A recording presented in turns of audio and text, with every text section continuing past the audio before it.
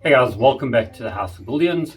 So in this particular week's episode, we're going to be discussing an incident that took place in the birdroom this week and just what I did about it. So hopefully that can help you if a similar sort of scenario happens. We're then also going to be looking at just how I go about preparing eggshells before I put them in my mix with the grit.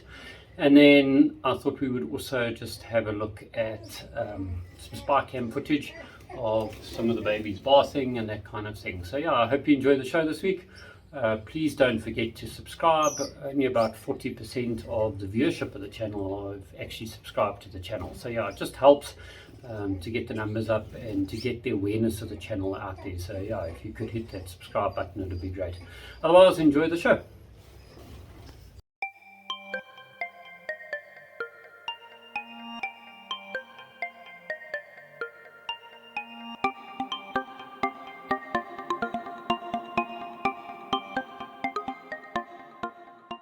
So in the introduction, I alluded to an incident that had happened this past week. So I had in the bottom cage down here a yellow chick that unfortunately was the only survivor of or hatchling of the clutch. The other eggs were dead in shell and that kind of thing, which I'm still getting to the bottom of what went wrong with that particular clutch.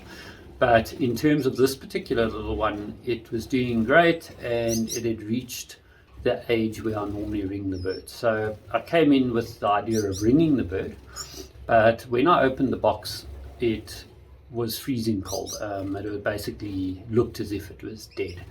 Now, from previous experience, I know that often the Gouldian chicks, when they get chucked out the nest by the parents and that kind of thing, they get cold and then they basically stop moving and you think that they're completely dead, and most people then chuck those away.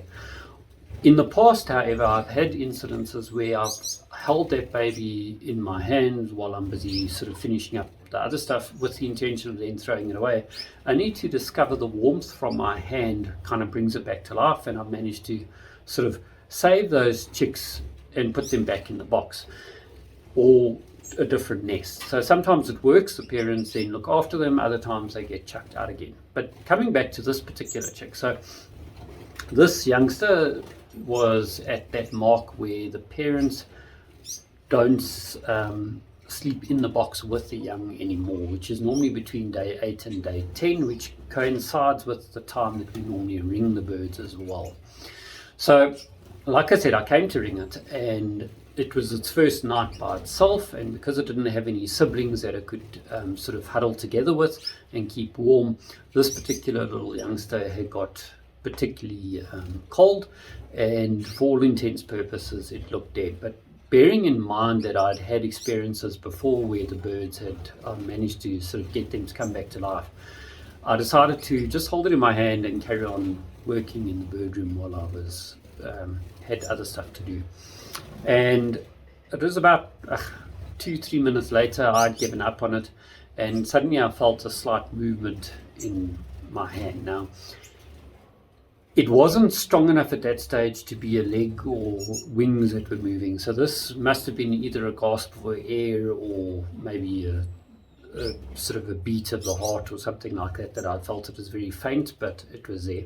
So I carried on holding it, and and about another sort of couple of seconds, what felt like ages, because now you begin doubting yourself, and then I felt it again, and that's when I knew, okay, it's not my imagination, this baby could be saved. So warmed it up, sort of cupped it in my hand, breathed on it, all that kind of thing, and eventually after a good 10-15 minutes, this youngster then sort of started to very much come back to life, and I could sort of hear it gasping and stuff like that. And then a little while later it was able to then start moving again. So I noticed that it did look a little bit dehydrated as well, so while I had it in my hands, I then sort of forced a drop of water down its beak, and that was with a vitamin in the water with amino acids in it, so that I give it the maximum opportunity. I know that the parents had fed it, so the crop was about a third full still, so I didn't have to try and get nutrition into it. I could just worry about getting it hot, at least warm, should we say, and then getting it to a point where it had recovered enough to put back in the nest, and fluids in it and that kind of thing. So yeah, once sufficient sort of time had passed, in the meantime, the hen bird, normally if you have a chick out of the box that long and the parents see it missing, they'll abandon it. But this particular hen was one of my youngsters that I bred myself. So, whenever I sit next to the cage and whatever in the birdroom, just observing what's happening, she's the type of bird that will come to the front of the cage and is very curious about me and what I'm doing. So she was watching me with the chick, and she sort of was well aware that I was trying to help her youngster, which she presumably had already given up on. And yeah, as it sort of slowly came back to life, if you like, you could see she was more and more eager to see what was happening and all the rest of it. So I put it back in the box. I then sort of moved to the opposite side of the room so there's no chance of me disturbing them. And fortunately, both her and the cockbird then went back into the box and they started to attend to the little one. So it got through day one, if you like. I then sort of continued with what I needed to do on email and things like that, and I came and checked on it 2 hours later and I saw that it had been fed and all the rest of it, so I knew it was fine. Given that I knew it would happen again that night, and this is more where I was going with the story, is that I then knew that it needed a little bit of extra warmth, and also a little bit longer with the parents looking after it. So I cancelled the timer on the birdroom lights and waited an extra hour before I switched off the lights, so that the parents would spend as long as possible with the chick, feeding it, keeping it warm, that kind of thing. I then also put a heat source pointed at the box so that at least the box is slightly warmer, the ambient temperature, in other words. And then the other thing that I did is that I made sure that the next day I was in the birdroom really, really early. I didn't wait at all, and I put the lights on, well, made sure that the lights had come on nice and early, and that I had given them soft food and everything to encourage the parents to go in and take a look at the youngster. The next day it was slightly cool, but it was still very much alive, and when I sort of bumped it, it started making noises, although it wasn't begging properly for food. So once again, I took it out, just held it in my hand for about a minute or two just to warm it up that little bit, and then it actually started shouting for food in my hands, which is when I knew it was fine. Put it back in the box and the parents took over from there. So with any luck, it continues to go well with that youngster and we don't lose it. It's one of the yellow chicks that I bred this season, and because it's the only one from that pair, because of them being a young pair, it's quite a valuable little youngster. Not that any of the birds take them for granted, but that particular one I really, really wanted. So yeah, that little guy, and then I've got some other yellows that are also sort of at its, well, they're about a week further down the line in terms of development, so we're hoping to get those out as well. Talking about that, one of the upcoming episodes before the end of the season, I'm going to do a complete recap on the projects that we've been working on, sort of how we did over the breeding season. So far, we've achieved some success in all the projects, with the exception of the pied project. However, that was the sister to the pied that bred, so it's part of the proving out process, so it's not a complete failure. The parents to the pied, unfortunately, all the eggs were infertile this season, as I might have mentioned. So we didn't get any more sisters or brothers, if you like, to our pied bird, which is a bit unfortunate.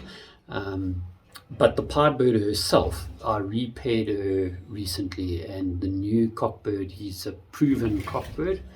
And although it was not my first choice because it's a yellow cock to a yellow pied hen, and I've got a sneaky feeling with the pied to be visible, you need that green genetic in the mix.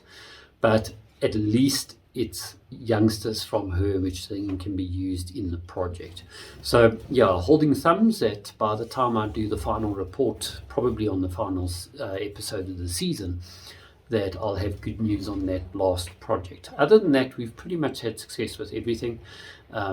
To lesser degree with some of the stuff, but at least we've made some progress. Obviously, we will talk about sort of where we're at with the bloodline, because that's a sort of staple of our stud, and that's very important that that moves forward.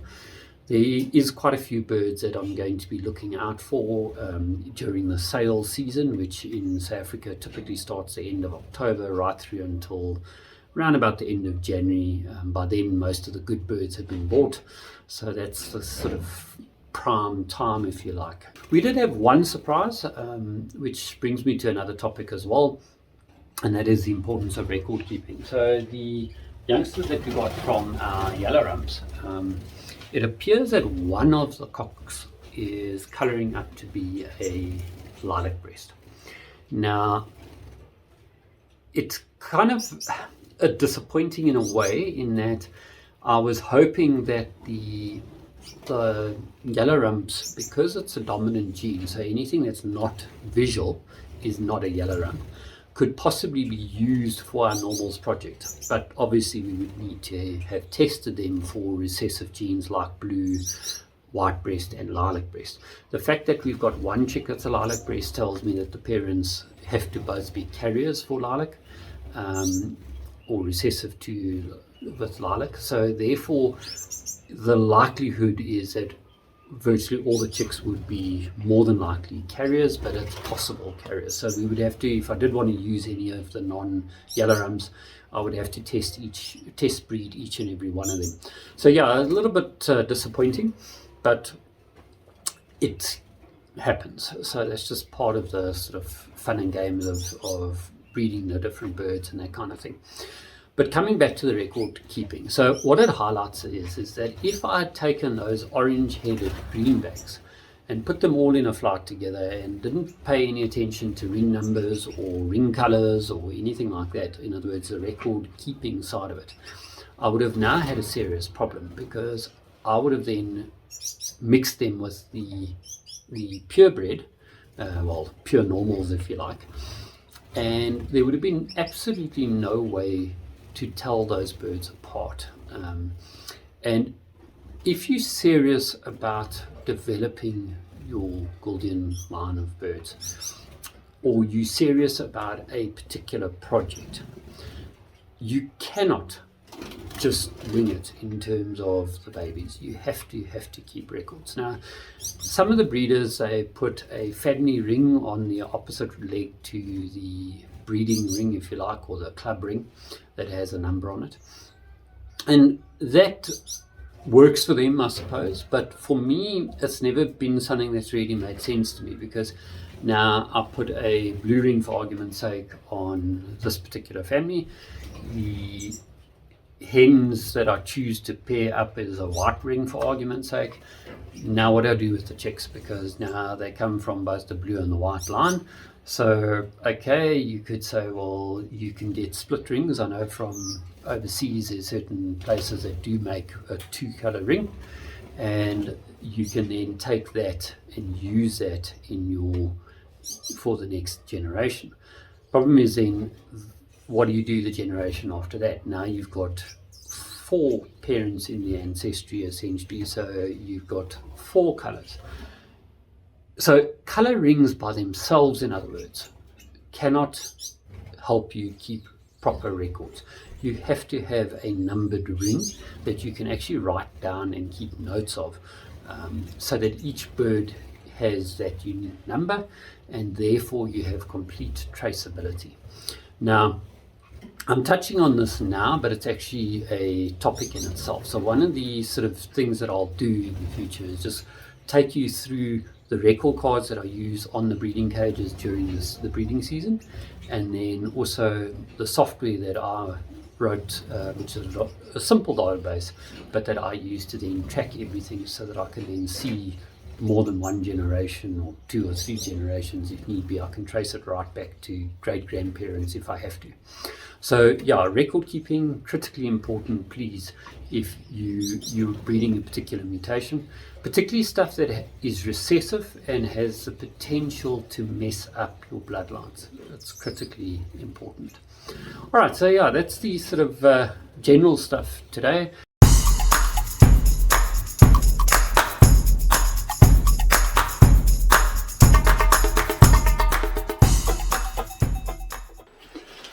Right, so we're back in the kitchen today, and the idea was that we're going to just run through the sort of cleaning of the eggshells and that kind of thing. I have various family members that keep any used eggs in terms of the shells, and they bring that to me. Now, the risk with used eggs, obviously, if they haven't been cleaned properly, is that they could be a potential source for illness, in that the protein can go off, and you could get fungal sort of build-up or bacteria and that kind of thing. So it's very, very important that we make sure that they're properly cleaned. So for that, it's quite straightforward. I would take the eggshells that I received, just loosely crush the eggshells so that the pieces are a little bit more manageable. And then once that's done, I then rinse it thoroughly under water. From there, you've got a couple of options. So option number one is that you can bake the eggshells in the oven. I do that at 180 degrees for about 15-20 minutes. You're not trying to cook anything, it's purely to make sure that any living organism that's on your eggshells is dead. The other method that I know a lot of people use is that they microwave their eggshells. Just a word of warning with that though, if you put eggshells straight into the microwave on a plate, it can cause the enamel of your plates to crack. So I believe the trick, I don't personally do it, but I believe the trick with that is that you put a small container of water on the plate, and that way it doesn't damage your actual side plate itself or plate itself. So that's quite a good way to do it. Other people, all that they do is that they boil the eggshells for 20 minutes, half an hour type thing. You can do that as well. I only find the problem with the boiling potentially is that, as you will know from when you eat egg, is if you boil egg white or whatever, it just turns white and hardens. Essentially, it doesn't actually dissolve or anything. So the idea behind flushing it is to try and wash out as much as possible in under cold water first, and then bake it, which would then dry everything out. So that will sort of get rid of any potential sources of protein or anything that will later rot, one would hope. You can rinse it again afterwards, it's up to you, but bear in mind that if you do rinse it again after you've baked it and therefore dried out any stuff, your risk is that if you're using tap water, you could pick up bacteria and that in the water itself. So generally I just bake it, and I'll make sure the eggs are well cleaned in cold water before I bake it, so that I don't have to worry about trying to rewash afterwards if there is any egg white that's dried out. I would rather just throw that away if it's 1 or 2 pieces than try and mess around trying to now wash that out as well. I know some people that do actually try and remove the actual membrane as well from the inside of the shells. If you've got the time to do that, by all means, it's probably a better way to do it. For me personally, I get most of the eggshells pretty well crushed already, so to try and pick out tiny bits of membrane is just not practical, and I don't have that kind of time.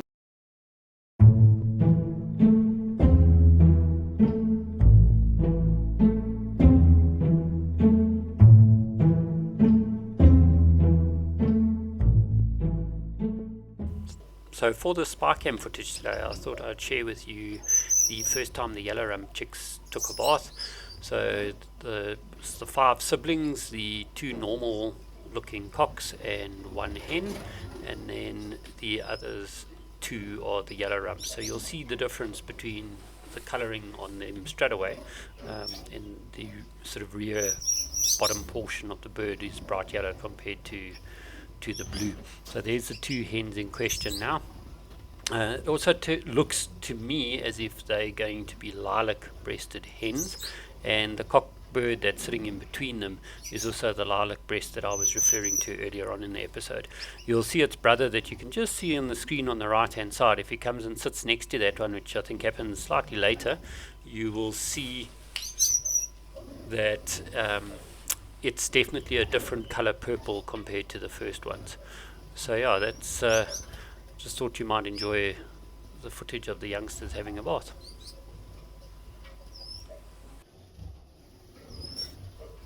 Right, so yeah, you can see him the two brothers next to each other, and you can see the one on the left is really a totally different purple. It's more of a pinky color than the sort of darker one on the right.